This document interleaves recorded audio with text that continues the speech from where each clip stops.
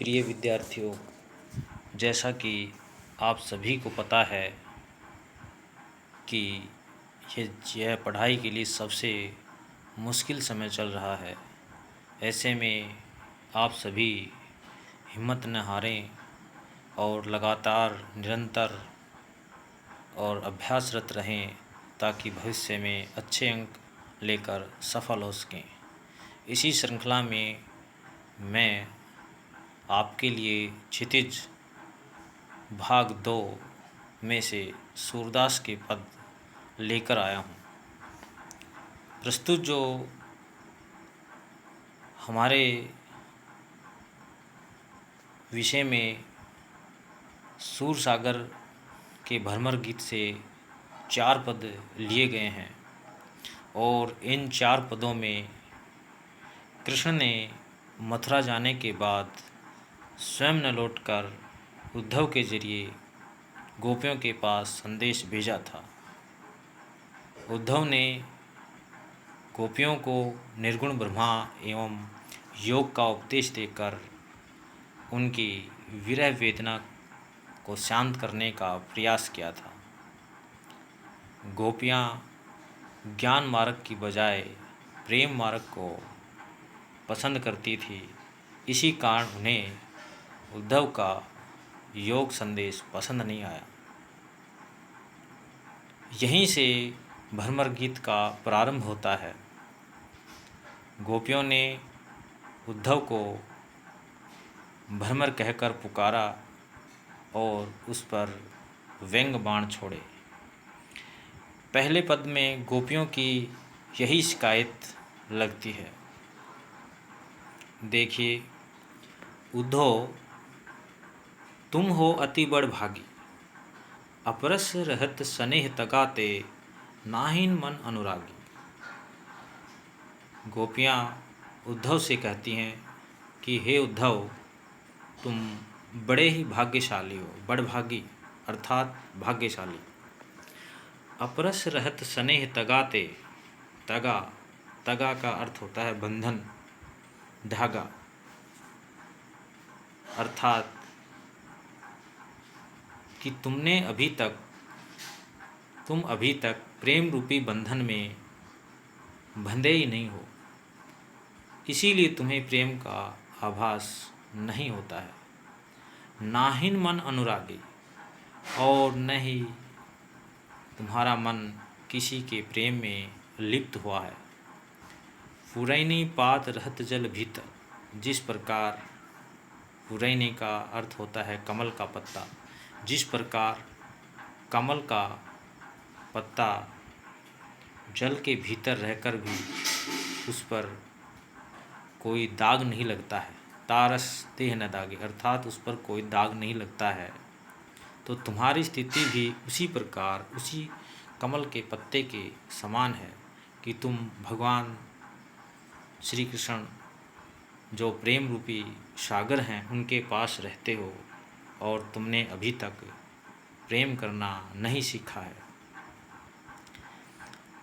आगे उद्धव की तुलना घड़े से की है, चिकने घड़े से की है। ज्यों जल मह तेल की गगरी, बूंद ने ताको लागी। और तुम्हारी स्थिति तो उसी प्रकार से है जिस प्रकार चिकने घड़े की होती है, अर्थात ज्यों जल मह तेल की गगरी, कि जिस प्रकार तेल से सने हुए घड़े को जल में डुबो दिया जाए तो उस पर एक बूंद भी नहीं ठहरती है। प्रीति नदी में पाँव न बुरायो, कि तुमने प्रेम रूपी नदी में, अर्थात प्रीति नदी, अर्थात यहाँ पर हम देख सकते हैं कि रूपक अलंकार है। प्रीति नदी में पाँव न बुरायो, कि तुमने प्रेम रूपी नदी में कभी बोरायो शब्द का अर्थ होता है डुबोना, अर्थात तुमने कभी प्रेम रूपी नदी में अपना पाँव ही नहीं डुबोया है। दृष्टि न रूप परागी, और न ही तुमने अपनी दृष्टि किसी के रूप सौंदर्य पर डाली है, अर्थात न ही किसी रूप सौंदर्य को देखकर तुम मुग्ध हुए हो। सूरदास अबला हम भोरी। सूरदास जी स्वयं को गोपी मानते हुए कहते हैं कि हम तो गांव की भोली भाली स्त्रियां हैं, अबला स्त्रियां। गुड़ चाटी जो पागे, जिस प्रकार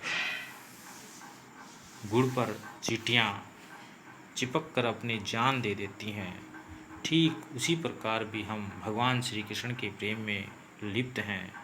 अब हमें मरने जीने की कोई चिंता नहीं है। अगले पद में देखिए गोपियाँ उद्धव से क्या व्यंग करती हैं। मन की मन ही मांझ रही कि हे उद्धव, अब हमारे मन की बात मन में ही रह गई है। कहिए जाए कौन पे उद्धव, हे उद्धव, हम अपने मन की बात किससे कहें, ना ही परत कही। हम किसके सामने अपने दुखों को कहें। अवधि आधार आसावन की तन मन बिथा सही, कि भगवान श्री कृष्ण के आने की बाट में हमने तन और मन से बहुत ही दुख सहन कर लिए हैं। अब इन जोग संदेशनी सुनी सुनी विरह न विरह दही। और अब तुम्हारे इन योग संदेशों को सुन सुन करके हम विरहनियाँ विरह की आग में दहक रही हैं।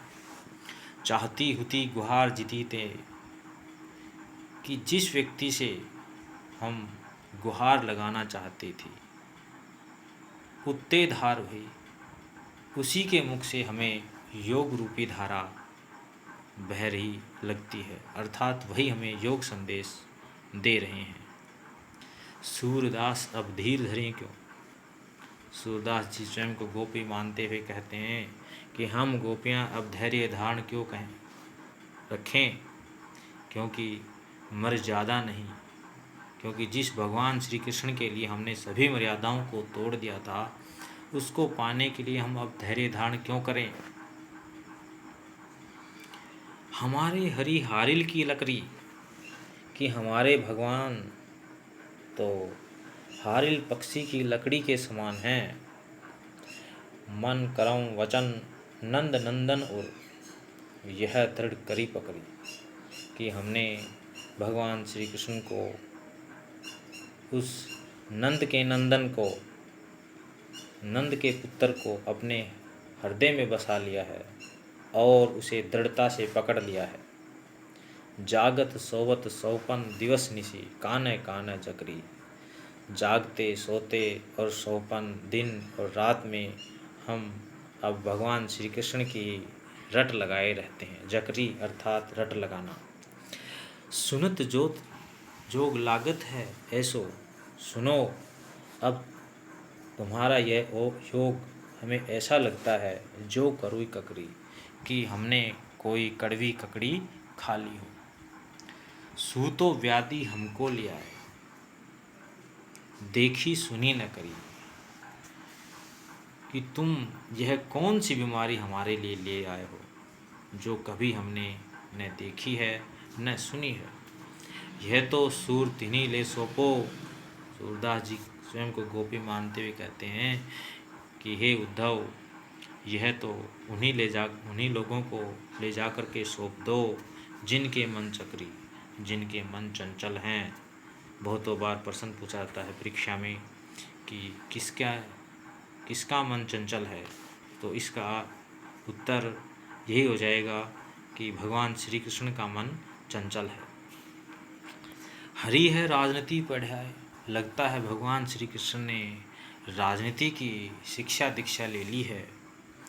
समझी बात कहत मधुकर भवरा, समाचार सब पाए। इसीलिए उन्होंने इस भरमर को सब समाचार पढ़ाकर हमारे पास भेज दिया है। एक अति चतुर होते पहले ही, एक तो भगवान श्री कृष्ण पहले से ही चतुर थे, अब गुरु ग्रंथ पढ़ाए, अब उन्होंने गुरुओं से भी शिक्षा दीक्षा ले ली है। बड़ी बुद्धि जानी जो उनकी, ये लगता है कि अब वो पढ़ लिख करके उनकी बुद्धि और अधिक बढ़ गई है, जो हमें योग संदेश पढ़ाना चाहते हैं। उद्धव भले लोग आगे के कि हे उद्धव, भले लोग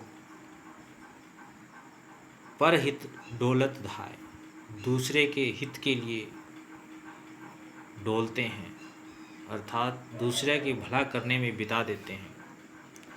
अब अपने मन फेर पहिए चलत जो होते चुराए, कि अब तो हम यही चाहते हैं कि जो चलते समय भगवान श्री कृष्ण ने हमारे मन चुरा लिए थे, उसी मन को हम फिर से प्राप्त करना चाहती हैं। ते क्यों अनीति करे आपुन और अनीति छुड़ाए, वो हमारे साथ ऐसा अन्याय क्यों कर रहे हैं जो दूसरों को अन्याय से मुक्ति दिलाते हैं।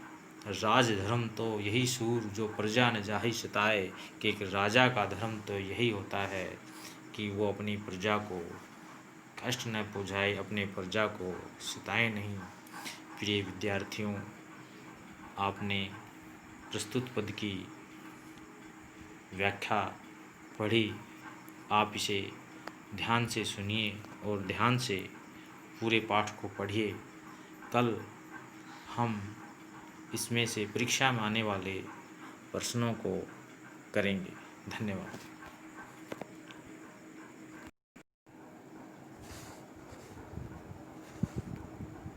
विद्यार्थियों, जैसा कि आप सभी जानते हैं, पढ़ाई का सबसे कठिन दौर चल रहा है। ऐसे में आप निरंतर